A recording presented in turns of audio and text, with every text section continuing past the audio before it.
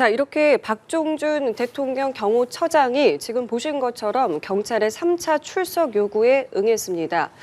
지난 3일 윤석열 대통령에 대한 고위공직자범죄수사처의 체포영장 집행을 방해한 혐의로 입건된 상태인데요.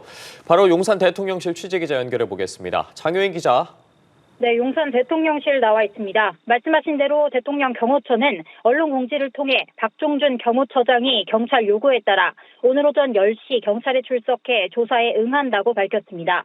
박 처장은 경찰청 국가수사본부에서 조사를 받고 있습니다. 오늘 경찰 출석을 앞두고 변호인을 선임한 걸로 알려졌습니다. 앞서 박 처장은 지난 4일 1차 출석 요구와 지난 7일 2차 출석 요구에 모두 따르지 않았습니다. 박 처장은 당시 현재는 대통령 경호 업무와 관련해 엄중한 시기로 경호처장과 차장은 한시도 자리를 비울 수 없는 만큼 추후 가능한 시기에 조사에 응하기 위해 경찰과 협의 중이라고 설명했습니다.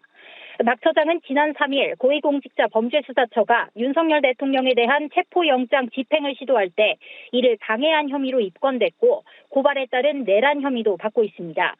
애초 경찰은 박 처장이 이번 출석 요구에도 응하지 않을 가능성이 있다고 보고 체포영장을 신청하는 등 강제 수사에 나서는 방안도 검토한 걸로 전해졌습니다. 일각에선 경호처장과 차장이 모두 소환 조사를 거부하면 체포하고 지휘 체계를 무력화한 다음 윤 대통령 체포영장을 보다 수월하게 집행할 거라는 전망도 나왔습니다. 하지만 박 처장이 이번 경찰 조사에 전격적으로 응하면서 윤 대통령 체포영장 재집행 실행 여부가 더욱 주목받게 됐습니다. 박 처장은 지난 주말 이례적으로 직접 입장문을 내고 윤 대통령 체포 시도를 막겠다고 공식화했습니다.